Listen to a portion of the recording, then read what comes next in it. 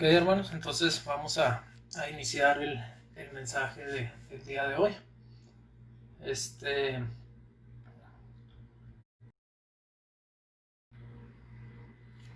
A ver lo que nos dice la palabra, ¿verdad? En esta hora el mensaje pues se titula Dios es luz. Entonces yo creo que ya muchos de ustedes han escuchado mensajes acerca de... Y quiero darle un enfoque de la vista, del punto de vista de uno de los evangelios, ¿verdad? En el caso de Juan. Entonces vamos a estar viendo cómo él veía a Dios, a Jesús, se relaciona a lo que dice la palabra sobre de que Dios es luz. Entonces les voy a pedir, por favor, que vayan preparando sus Biblias en el Evangelio de Juan, capítulo 8, versículo 12. Ok, hermanos, entonces Juan, capítulo 8, versículo 12. Dice: Yo soy la luz del mundo. El que me sigue no andará en tinieblas, sino que tendrá la luz de la vida. Es cuando caminamos nosotros por la oscuridad, ¿verdad? Cuando corremos un camino o algo que está oscuro, pues tenemos ahí el caernos, de tropezarnos, de hasta perdernos. Entonces, muchas de las veces con un poquito de luz, aunque sea, no sé, una rendija, un cerillo, cualquier cosa que nos dé un poquito de luz, pues podemos ayudar y evitar esos peligros, ¿verdad? Entonces, lo mismo pasa con Dios y su palabra. Podemos evitar muchos problemas, ¿verdad? Siempre y cuando pues hagamos lo que la Biblia dice, que caminemos en luz. Entonces, el plan de Dios para nosotros es que se haga resplandecer su luz, y que nosotros cada día seamos más como Cristo, ¿verdad? Que día a día pues, nosotros seamos más como Jesús. Entonces, en el siguiente pasaje, como les decía, en la carta de Juan, vamos a ver cómo él nos enseña precisamente eso, cómo es que Dios es luz y cómo debemos vivir y andar nosotros en la luz. Amén, hermanos. Entonces vamos a irnos a la primera carta de Juan. Primera de Juan, capítulo 1, verso 5. Vamos a estar leyendo del verso 5 al verso 10 y nos vamos a pasar al capítulo 2, versículo 1 y 2. Ok, entonces dice la palabra de Dios en Juan, capítulo 1, versículo 5. Este es el mensaje que hemos oído de él y os anunciamos: Dios es luz y no hay ningunas tinieblas en él. Si decimos que tenemos comunión con él y andamos en tinieblas, mentimos y no practicamos la verdad. Pero si andamos en la luz, como él está en luz, tenemos comunión unos con otros y la sangre de Jesús, su Hijo, nos limpia de todo pecado. Si decimos que no tenemos pecado, nos engañamos a nosotros mismos y la verdad no está en nosotros. Si confesamos pecados, Él es fiel y justo para perdonar nuestros pecados y limpiarnos de toda maldad. Si decimos que no hemos pecado, le hacemos a Él mentiroso y su palabra no está en nosotros. En el capítulo 2, versículo 1 dice: Hijitos míos, estas cosas os escribo para que no pequéis. Y si alguno hubiese pecado, abogado tenemos para con el Padre, a Jesucristo el justo. Y Él es la propiciación por nuestros pecados, y no solamente por los nuestros, sino también por los de todo el mundo.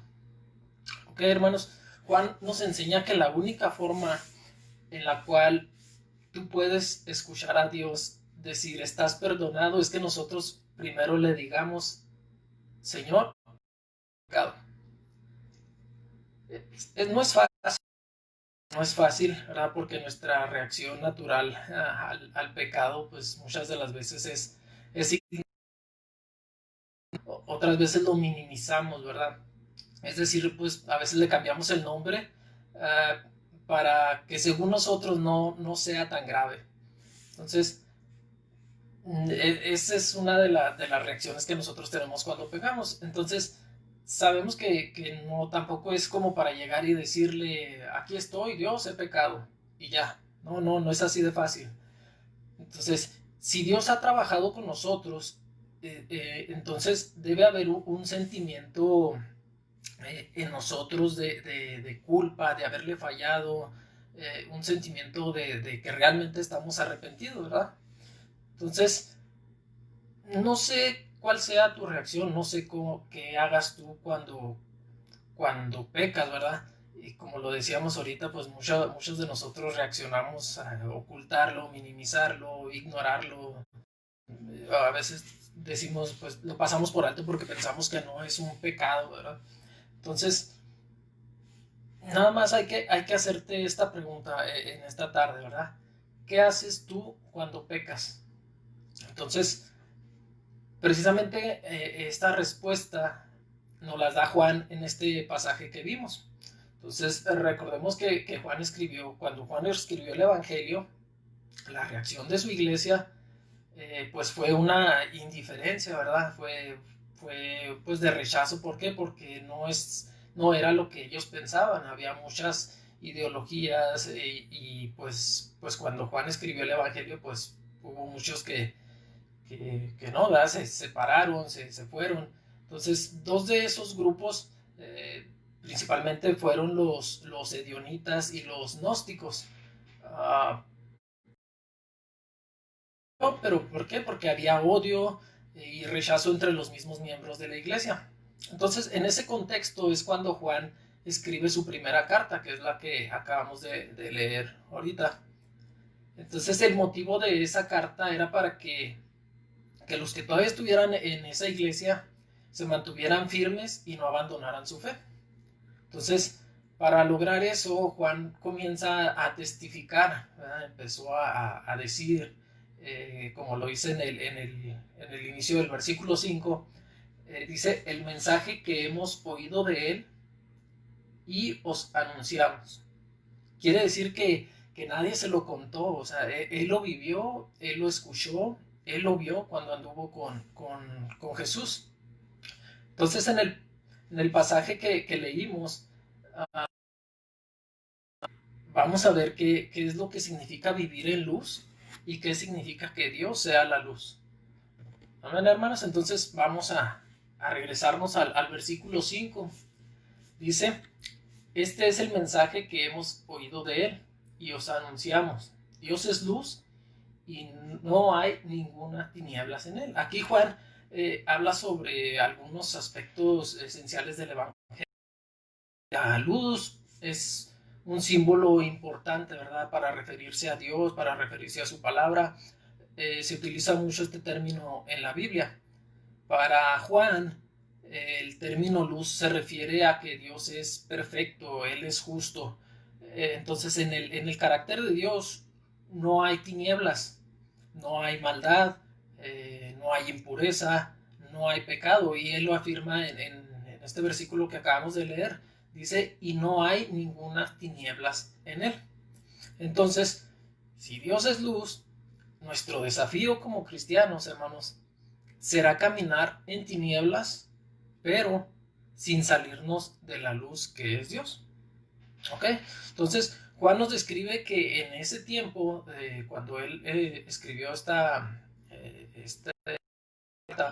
existían tres ideas erróneas, ¿verdad? Tres ideas fuera de contexto que los grupos a los que les mencionaba anteriormente, pues utilizaban a su conveniencia, ¿verdad? Como les digo, sacaban de contexto.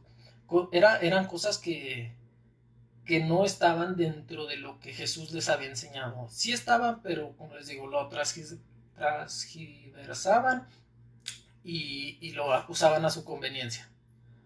Entonces, por eso Juan en este pasaje toma tres mentiras. Ahorita vamos a ver cuáles son esas tres mentiras y la rechaza, la refuta. Estos pasajes, los gnósticos y los abionitas, como les digo, ellos los sacaban de contexto y los enseñaron fuera de la iglesia. Entonces hubo mucha gente que se perdió, ¿verdad? Entonces, si se fija, estas tres mentiras se mencionan en los versículos 6, 8 y 10, las cuales empiezan con la palabra si decimos. Y Juan las contesta o las rechaza en los versículos 7, 9 y el versículo 1 del capítulo 2. Entonces, vamos a ver la primera mentira y cómo es que Juan la rechaza, la refuta. En el versículo 6 dice, decimos y andamos en tinieblas, mentimos y no practicamos la verdad. Aquí comienza diciendo si decimos. Esta palabra viene del griego nos jactamos, y nos jactamos quiere decir vanagloriarse o presumir, ¿verdad? Entonces estaban diciendo ellos, presumían que tenían comunión con Dios. Entonces la idea que se tenía en ese tiempo era que el espíritu no se podía contaminar, que una vez que se convertía a Dios, ¿verdad? Eras limpio y ni siquiera tus propios actos podrían manchar tu espíritu. Esa era la creencia que ellos tenían. Entonces ellos empezaron a decir que tenían comunión con Dios y que eran cristianos. Pero la palabra comunión va más allá, no es solamente tengo comunión contigo y ya, no.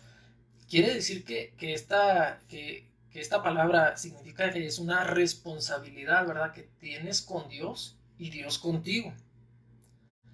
Que lo que los une es el sacrificio que hizo Jesús en la cruz. Juan dice, eso es mentira, ¿verdad? De que ustedes tienen comunión con Dios. No la tienen, es mentira. ¿Por qué? Porque pues no practican la verdad. Entonces Juan se los explicaba, ¿verdad? Tú no puedes decir que tienes comunión con Dios si en tu vida diaria no la tienes, ¿verdad? No tienes una comunión. Entonces no lo reflejas.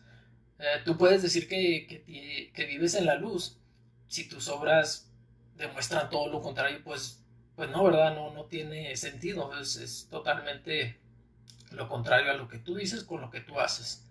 Entonces, andar en tinieblas es caminar sin ver a Dios, ¿verdad? Dice uno de los pastores, que es cuando caminas en el mundo sin considerar la palabra. Entonces tú no puedes vivir en oscuridad y practicar la sana doctrina. Eso es imposible. Entonces también Juan escribió otro pasaje, pero es en el Evangelio, en capítulo 3, versículo 19, dice, y esta es la condenación, que la luz vino al mundo y los hombres amaron más a las tinieblas que a la luz, porque sus obras eran malas. Porque todo aquel que hace lo malo aborrece la luz y no viene a la luz para que sus obras no sean reprendidas, ¿verdad? Entonces, pues ¿para qué voy si me van a decir algo? ¿Para qué voy si me van a regañar? Entonces eso es andar en tinieblas, es obrar en pecado. Entonces vamos a ver cómo contesta Juan eso a que ellos con Dios, ¿verdad? En el versículo 7 dice, pero si andamos en luz, como Él está en luz, tenemos comunión unos con otros, y la sangre de Cristo, su Hijo, nos limpia de todo pecado. Entonces, andar en luz es andar en el camino de Dios. El camino de Dios que nos enseñó, ¿verdad? A través de Jesús es caminar confesando nuestros pecados y siendo santificados por Dios. Entonces, en Lucas y en Salmo, nada más conocido, la Biblia nos enseña que el mundo es el valle de la sombra de la muerte. Si te recuerda ese, cuando ande en el valle de la sombra de la muerte, no temeré alguno. Entonces, esto se refiere a que el valle de sombras se refiere al mundo. Entonces, no son problemas, sino que es el mundo, ¿verdad? Si, el que está en tinieblas, es el valle de sombras. Entonces, aquí podemos poner un ejemplo, ¿verdad? Imaginemos que que estamos debajo de un reflector, ¿verdad? De esos que están en los teatros, y ese reflector es Dios. Y si nos salimos de ese halo de luz, de ese reflector, ¿verdad? Pues vamos a estar en oscuridad. Y si regresamos a la luz, pues vamos otra vez nos van a ver, ¿verdad? Vamos a estar guiándonos por esa luz para saber dónde vamos a estar parados. Entonces es lo mismo, Dios no te va, no, Él te va a recibir, ¿verdad? Y no nos va a donar, a alumbrar, a guiar, sino que también te va a limpiar por la sangre de Jesús. Sí, eso es a lo que se refiere Juan con ese versículo 7. Entonces, también en este versículo 7 tenemos dos consecuencias de andar en la luz. Entonces, si nosotros andamos de luz, vamos a tener dos consecuencias. Una es que nosotros tenemos comunión unos con otros, vamos a tener comunión con los demás. Y la segunda es que la sangre de Jesús pues limpia nuestros pecados. Esas son dos consecuencias de andar en luz. Entonces, la primera consecuencia, Juan lo que está diciendo, es que si tú andas en la luz, una consecuencia natural, pues es que vas a tener una comunión con los demás. Eso pues piensa en tu esposo, en tu esposa, en tus hijos, en tus padres. No sé, tal vez en este momento pues quisieras tú recuperar esa comunión con ellos, ¿verdad? Con tu esposa, con tus hijos, con tus hermanos, con tus papás. Entonces, primero que nada debes preocuparte por tu comunión con Dios. Sí, debemos andar en la luz para recuperar la comunión con los demás. Como lo dice Juan, pues esa es una consecuencia, ¿verdad? Pues la comunión entre cristianos en una iglesia, pues es alrededor de lo que Jesús representa, es en torno a lo que Jesús representa, vaya, para nosotros, ¿verdad? Los cristianos nos edificamos cuando contamos lo que Dios hace en nosotros, cuando testificamos lo que ha hecho en nuestras vidas. Entonces, esa es una comunión entre nosotros y así nos edificamos nosotros. Entonces, por eso cuando mi comunión con Dios se rompe, o cuando nuestra comunión con Dios se rompe, eh, la comunión con los demás también se rompe. Por eso tenemos tantos pleitos, tenemos tanto odio entre los mismos cristianos. Entonces, la verdad que nos enseña Juan es que si tu comunión con Dios está bien, automáticamente tu comunión con los demás se va a restaurar. La segunda consecuencia que nos menciona aquí Juan dice que la sangre de Cristo nos limpia de todos nuestros pecados.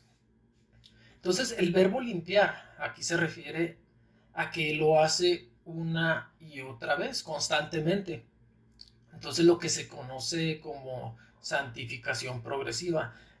Tal vez vamos a estar viendo algunos términos que necesitan más estudio y otra predicación, otro tema para poder explicarlos más a fondo.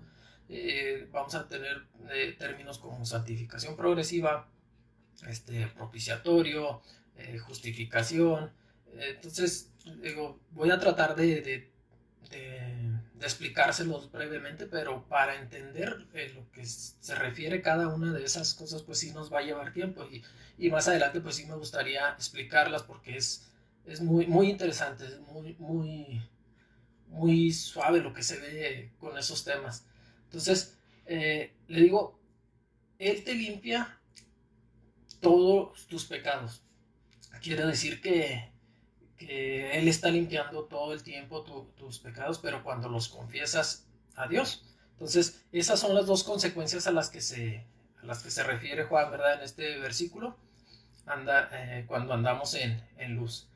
Entonces, ahora ya vimos la primera mentira y cómo las contesta Juan, ¿verdad? Vamos a ver la segunda en el versículo 8. Dice, si decimos nos engañamos a nosotros mismos y la verdad no está en nosotros. Entonces ellos aseguraban no tener pecado. Su soberbia los llevaba a decir de que no tenían pecado alguno.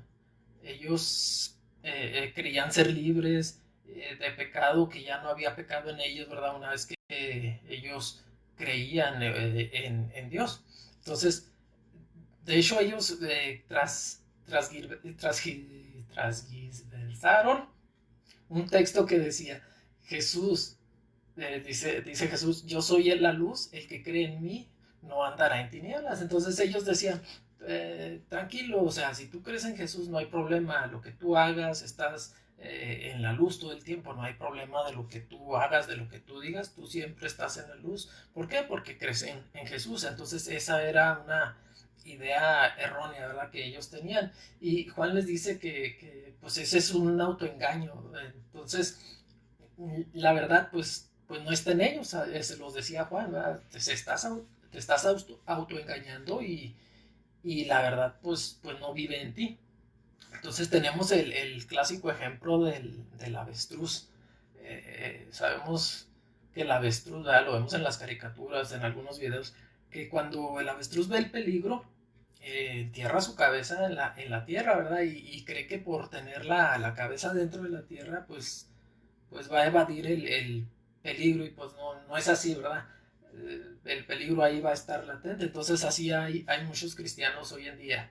Entonces decir que no tienes pecado porque estás en Cristo, pues tú solo te estás engañando, ¿verdad? Entonces también hay personas que dicen, no, hermano, ese pecado no, yo no lo tengo. Pues no, la verdad, pues no, yo desconozco. Como decíamos al principio, negamos el pecado, ¿verdad? Lo cambiamos a veces hasta de nombre para pensar nosotros, autoengañarnos y pensar que no estamos pecando. Entonces, tenemos un ejemplo. Si yo digo, no, yo no soy mentiras piadosas, pero pues es para no herir al hermano, no es para herir a esta persona. Son mentiras justificadas. Entonces, te estás autoengañando, ¿verdad? Entonces, cuando golpeamos a nuestros hijos, vaya, cuando golpeamos a nuestra esposa y decimos, es que, ¿sabes qué, hermano? Tengo un problema de carácter. Pues, no, o sea, ¿qué estás haciendo? O sea, estás pecando, o sea, estás pecando por muchos nombres que tú le pongas para suavizarlo, al fin de cuentas es pecado. Cuando tú le cambias el nombre de pecado para no sentirte mal, pues literalmente estás diciendo que tú no tienes pecado. Entonces, Juan termina diciendo que no practican la verdad, ¿verdad? Que no la viven. ¿Por qué? Porque no están en ellos y por eso pecan. ¿Ok? Entonces, uh, solamente te estás autoengañando y la verdad pues no está en ti, ¿verdad? Cuando le cambias el nombre al pecado, lo ignoras, lo minimizas. Y si vemos en el versículo 9, Juan les responde, ¿verdad? Si confesamos nuestros pecados, Él es fiel y justo para perdonar nuestros pecados y limpiarnos de toda maldad. Entonces, pues como ya he sabido, ¿verdad, hermanos? Todos pecamos, todos tenemos que confesar nuestros pecados, pero pues, ¿qué es confesar? No solamente es decir, Señor, perdóname todos los pecados que cometí el día de hoy y ya. No, o sea, eso va más allá, significa que estamos diciendo, o sea, confesar es decir lo mismo que Dios dice acerca del pecado, ¿verdad? Es aceptar lo que Dios determine según la escritura, ¿verdad? Y después de que tú le digas, Señor, he pecado contra ti, contra la otra persona, te pido perdón. Vaya, vamos a poner el ejemplo de la iglesia católica en el confesionario, ¿verdad? Sabemos que llega la persona, está el padre, ¿y qué es lo que hace la persona? Le cuenta sus pecados, todos los pecados, desde el principio hasta el final, con lujo de detalle muchas de las veces. Entonces, eso es lo que nosotros debemos hacer, ¿verdad? Debemos de ir con Dios, confesarle nuestros pecados, sin intermediarios, hermanos. No tenemos ni intermediarios. Usted puede hablar directamente con Dios, puede orar, puede pedir perdón por sus pecados, para que Dios lo limpie. Entonces, le digo, ese es un ejemplo para confesar, ¿verdad? Para que entendamos lo que es realmente cómo se deben de confesar los pecados. Entonces, confesar también es aceptar la culpa del pecado, dice la Biblia. Si tú confesaras tus pecados, pues Dios te perdona. ¿Por qué? Porque Él es fiel, justo, pero en base a qué, ¿verdad? En base a ¿por qué te va a perdonar Dios?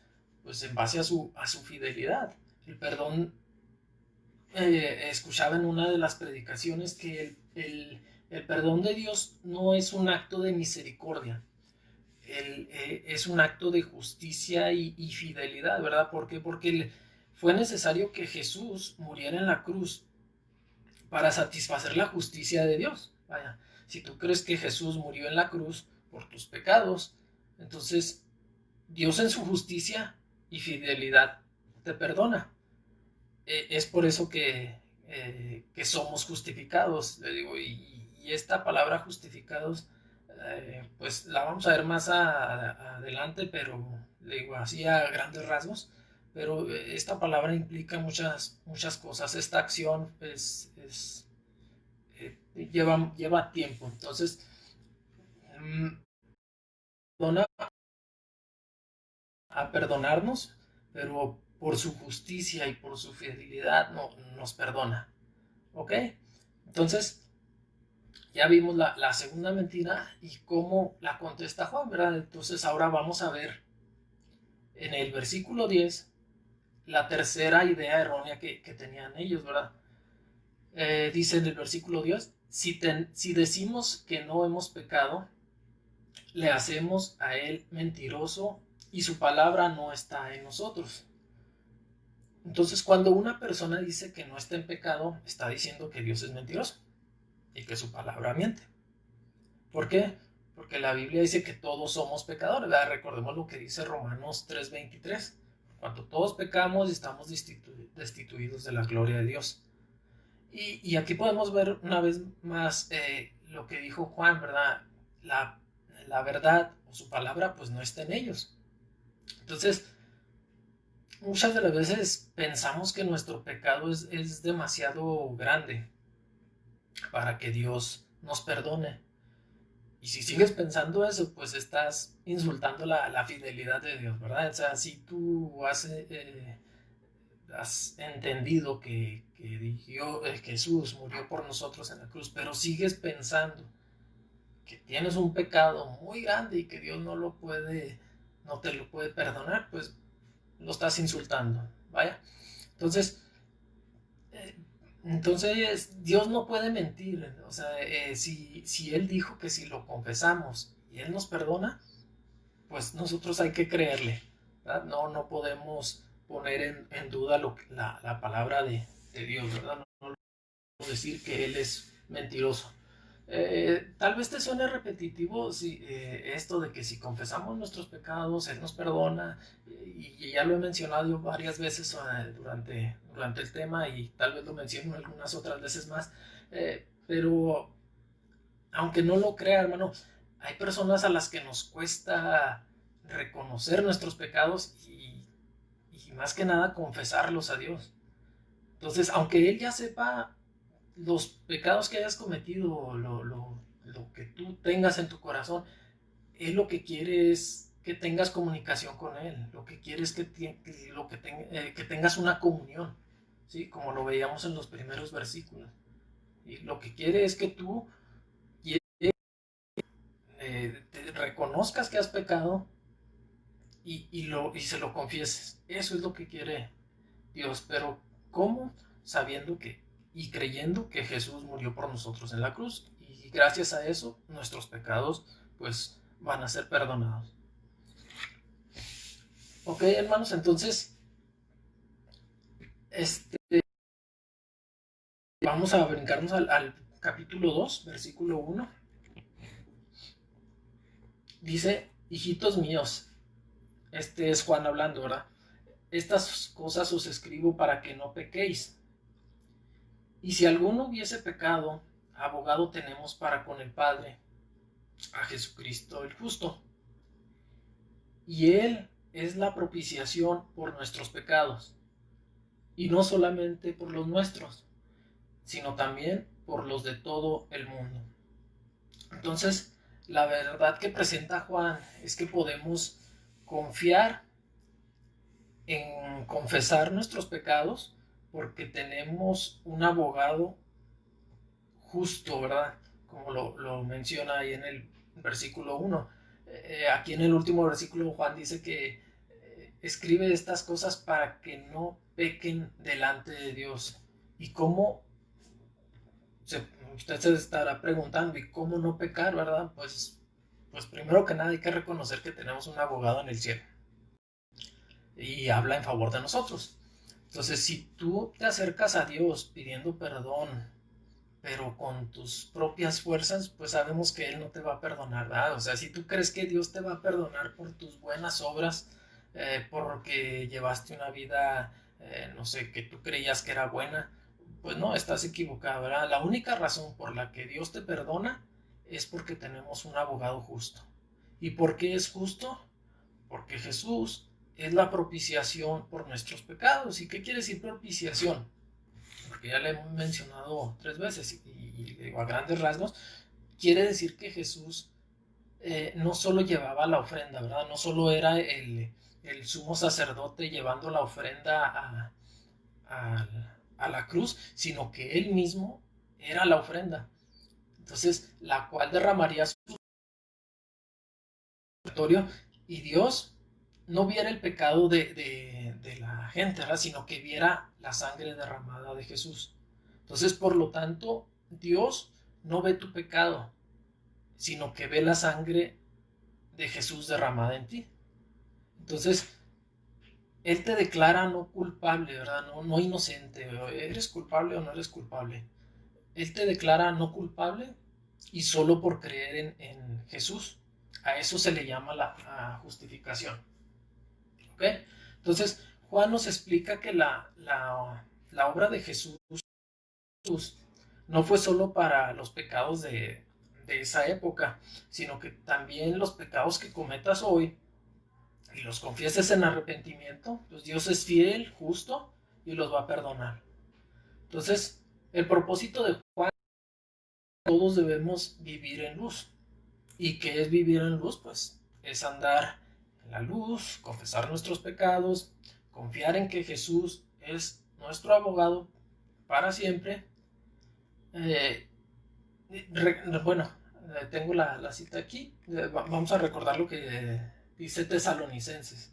Eh, Primero Tesalonicenses 5:5 dice, porque vosotros sois hijos de luz e hijos del día, no somos de la noche ni de las tinieblas. Entonces, Dios es el creador de la luz física, como ya sabemos, es el dador de la luz espiritual, medio del cual podemos ver la verdad, ¿verdad? Entonces, la luz sabemos que expone lo que se oculta en la oscuridad, muestra las cosas como realmente son. Entonces, andar en luz significa conocer a Dios, entender la verdad y vivir en justicia. Como le decía, los creyentes en Cristo, o sea, nosotros, los cristianos, debemos confesar cualquier oscuridad que nosotros tengamos dentro de nosotros, dejar que Dios haga a través de nosotros. La oscuridad no está en el ambiente eh, como lo veíamos, ¿verdad? Está en nuestro interior. Entonces, cuando conocemos la verdad, cuando conocemos la luz, nuestra mente interpreta como si estuviéramos viendo todo al revés. ¿A qué me refiero? Sí, cuando estamos en tribulación, pues uno como creyente, uno como cristiano, pues tiene paz, tiene gozo, ¿verdad? Entonces, cuando tomamos la decisión de seguir a Jesús, es cuando aprendemos a apreciar la bondad y la maldad, ¿verdad? Pero desde el punto de vista de Dios, ¿sí? Es cuando logramos separar el pecado del pecador. Y aborrecemos el pecado, pero amamos al pecador. ¿Ok?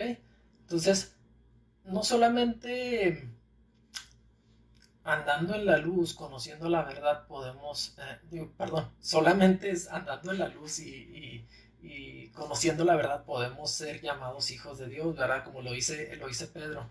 Pedro en su primera carta, en el capítulo 2, versículo 9, dice: mas vosotros sois linaje escogido, real sacerdocio, nación santa, pueblo adquirido por Dios, para que anunciéis las virtudes de aquel que os llamó de las tinieblas a su luz admirable.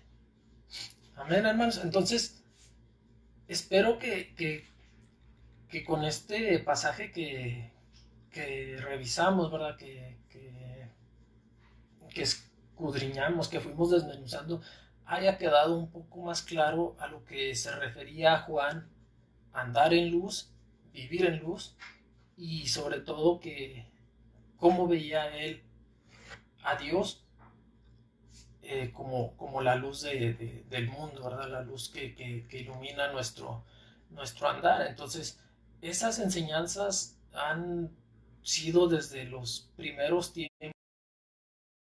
Eso nunca va a cambiar, ¿verdad? Desde que Jesús murió por nosotros, sabemos que tenemos un abogado, sabemos que podemos ir a la presencia de Dios, pedir perdón por nuestros pecados, arrepentirnos, y sabemos que vamos a ser perdonados. Amén, hermanos. Entonces, como le digo, espero que haya sido de bendición para usted, y pues los esperamos el próximo domingo y el próximo miércoles para seguir compartiendo su palabra.